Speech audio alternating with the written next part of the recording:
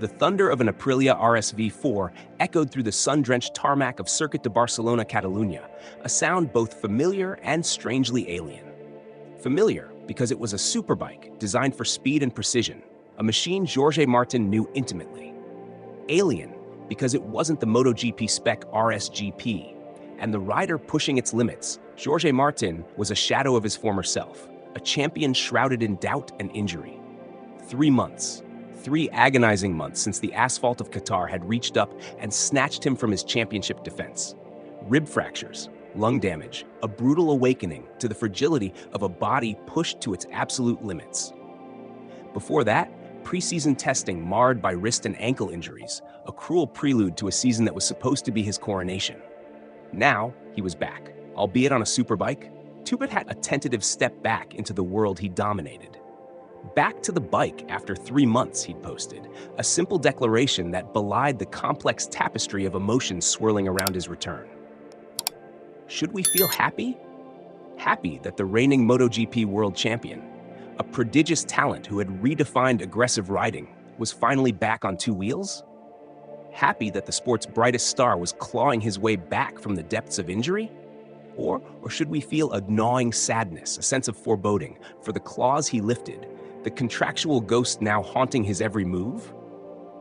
This wasn't just about a rider returning to fitness.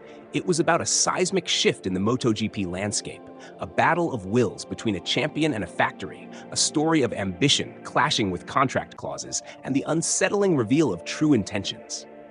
The snake, as Alex Espargaro so evocatively put it, was no longer in the garden. It was slithering into view, its scales glinting under the harsh light of professional sports.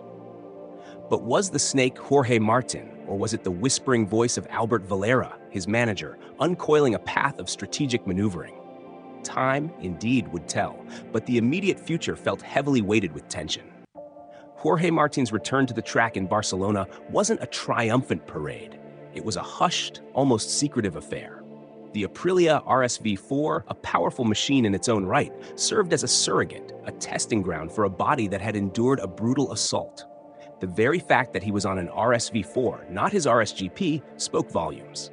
His medical check had ruled out a MotoGP comeback at the Sachsenring, a stark reminder that physical prowess, even for a champion, has its limits. Dr. Angel Charda's report, detailing significant improvement, but also acknowledging that some of the fractures have not yet fully consolidated, painted a picture of a gradual, cautious recovery. The timeline pointed to Brno, July 18th to 20th, as his earliest possible MotoGP return, the final round before the summer break, or perhaps the Austrian Grand Prix in mid-August. The waiting game was far from over. But while Martin was meticulously rebuilding his physical self, the world around him was erupting in a contractual inferno. The Dutch MotoGP weekend at Assen had fanned the flames, transforming a simmering disagreement into a full-blown public dispute. The spark? Albert Valera, Martin's manager, boldly declaring on MotoGP.com that his injured rider was free of contract track for 2026, having executed the clause he had in his contract. The words hung in the air, a gauntlet thrown at Aprilia's feet. Valera's casual mention of Honda as an option for next year was a clear statement of intent, a strategic leak designed to apply maximum pressure. Enter Carmelo Ezpeleta, the Dorna CEO, a man who rarely minces words, and whose pronouncements carry the weight of the sport itself. He swiftly contradicted Valera, asserting that Martin could not race elsewhere until his Aprilia contract was either mutually dissolved or settled in court. Ezpeleta's intervention was a critical blow to Valera's narrative of a clean break, immediately bolstering Aprilia's position. Massimo Rivola, the formidable Aprilia Racing CEO, wasted no time in seizing the advantage. I think what Carmelo said is quite clear. It doesn't give margin to have other deals until this one is closed, he stated, his words clipped, resolute.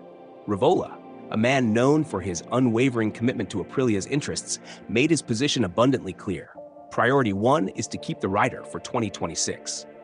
This was not a concession. It was a statement of Aprilia's desire to retain their investment, their champion.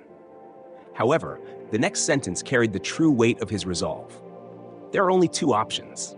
We find an agreement, and we need to sit down and speak seriously, or go to court. The gauntlet was now picked up, and Rivola had thrown it back with considerable force. We are ready to do both, and we will do everything we need to protect the company. Rivola's challenge to Valera's interpretation of the exit clause was direct and dismissive. Regarding why Valera thinks that performance clause is valid, you need to ask Valera, because I have a completely different opinion. This wasn't just a disagreement, it was a fundamental difference in interpretation. A chasm that likely stemmed from the specific wording of the contract itself. The battle lines were drawn. In the midst of this contractual maelstrom, Marco Bezzecchi, Martin's teammate, had quietly stepped up, winning at Silverstone and securing a double podium at Assen.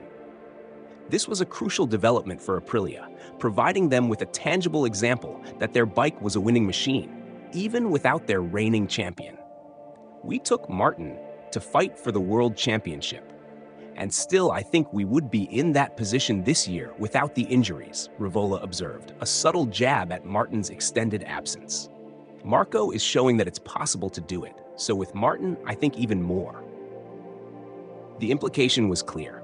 Aprilia believed in their machine, and while Martin was their preferred rider, they were not entirely beholden to him. Rivola's concluding remarks on the matter were tinged with a weary resolve. It's not a comfortable situation. For sure we chose him for good reasons, and I think he chose us for performance reasons, which we have shown is still there. His almost joking reference to "luckily, we don't have children" in relation to the divorce speculation, while delivered with a hint of gallows humor, underlined the serious nature of the situation. This was a professional relationship on the brink of collapse, with significant financial and sporting implications for both sides. The looming specter of a legal battle hung heavy in the air. A lengthy court case would undoubtedly leave Martin in limbo for the 2026 season, a devastating blow to a rider at the peak of his powers. Aprilia, with Bezzecchi's recent success providing a cushion, had less incentive for a quick resolution. And with most of the MotoGP grid already contracted until the end of 2026, replacement options for Martin were increasingly limited. The leverage, it seemed, was shifting. And then there was Alex Espargaro, the veteran rider, a close friend of Martin, and now, ironically, a Honda test and development rider, the very team Martin was supposedly eyeing. Espargaro, who had famously helped broker Martin's deal with Aprilia last year, found himself in an unenviable position, caught between loyalty and professional reality. His words, very, very sad from both sides, resonated with genuine regret. He understood the complexities, the raw emotions at play. I can understand both sides. If there is a clause that allows him to go out and he doesn't want to stay in one place, I don't understand the position of the other side to retain a guy who doesn't want to be there. Espargaro's pragmatism was evident. While he acknowledged Aprilia's right to protect its interests, he also understood the fundamental human desire to be where one feels valued and wants to be. The unstated question hung in the air. If a rider's heart isn't in it, can they truly perform at their peak? Espargaro's observation about Martin's brilliant manager was particularly telling. Albert Valera, a shrewd operator, had clearly orchestrated this situation with a specific outcome in mind. The mention of Honda, Espargaro's current temporary employer, as Martin's likely destination, solidified the perception of a meticulously planned exit strategy. But Espargaro's concern wasn't just about the current dispute. It was about the broader implications, the snake he bought into his previous home, and the same snake is looking into your place as a factory rider in coming season. This metaphorical snake encapsulated the feeling of betrayal, of a calculated maneuver that undermines trust and stability. The snake in this context could be interpreted in several ways. Martin's apparent desire to leave despite a binding contract, or perhaps more subtly, the aggressive tactics employed by Valera to achieve that aim. The narrative of the snake brings us back to the core question. Is the real snake Jorge Martin, the talented rider who seemingly wants to jump ship despite Aprilia's faith and investment in him, particularly given his injury-marred season? Or are we witnessing the true snake, Albert Valera, uncovering his skin, revealing a masterful strategist, prioritizing his client's perceived best interests, even if it means alienating a loyal factory? Martin's return to the track, a simple act of rehabilitation, has become inextricably linked to this larger, uglier battle. Every lap he turns, every bead of sweat, is now viewed through the prism of his contested contract. His physical healing is progressing, but his professional future remains in intensive care, hooked up to the uncertain life support of legal precedent and high-stakes negotiation. Aprilia's position is clear. They invested in a champion, and they intend to uphold their end of the bargain, expecting Martin to do the same. Rivola's stubborn stand isn't stubbornness for its own sake. It's a strategic defense of the company's integrity and investments. To simply allow Martin to walk away after he's been unable to deliver on his commitment due to injury, especially after their significant outlay and belief in him, would set a dangerous precedent. It would signal to other riders that contracts are mere suggestions, easily discarded at the first sign of a better offer. On the other hand, Martin's camp, led by Valera, is playing a different game. They believe they have a legitimate out, a performance clause that, in their interpretation, has been met, freeing Martin to explore other avenues. The appeal of Honda, with its vast resources and a potential long-term factory ride, is undeniable. For a rider of Martin's caliber, securing a factory seat with a marquee brand like Honda could be a career-defining move, offering stability and a platform for continued success. The question is, at what cost to his reputation and his relationship with Aprilia? The timing of this dispute is particularly poignant. Martin, the reigning champion, has spent most of the season on the sidelines. His brief, ill-fated return in Qatar, ending in injury, only amplified the sense of missed opportunity. While he recovers, his teammate Bezzecchi has stepped into the spotlight, proving the Aprilia RSGP is a winning machine. This shift in dynamics further complicates the situation. Aprilia now has a proven race winner, albeit one who hasn't been their initial choice for the championship charge. This gives them more breathing room, more leverage in their negotiations with Martin. They are not desperate. The story is far from over. Martin's potential return at Brno or Austria will be scrutinized not just for his physical performance, but for any signs of how this contractual drama is impacting him mentally. Can a rider embroiled in such a public and contentious dispute truly focus on the demanding task of racing at the pinnacle of MotoGP? Will the looming legal battle cast a long shadow over his performances, even if he returns to full fitness? And then there's the bigger picture, the integrity of contracts in professional sports. If Martin's camp succeeds in breaking the agreement, what message does that send to other teams and riders?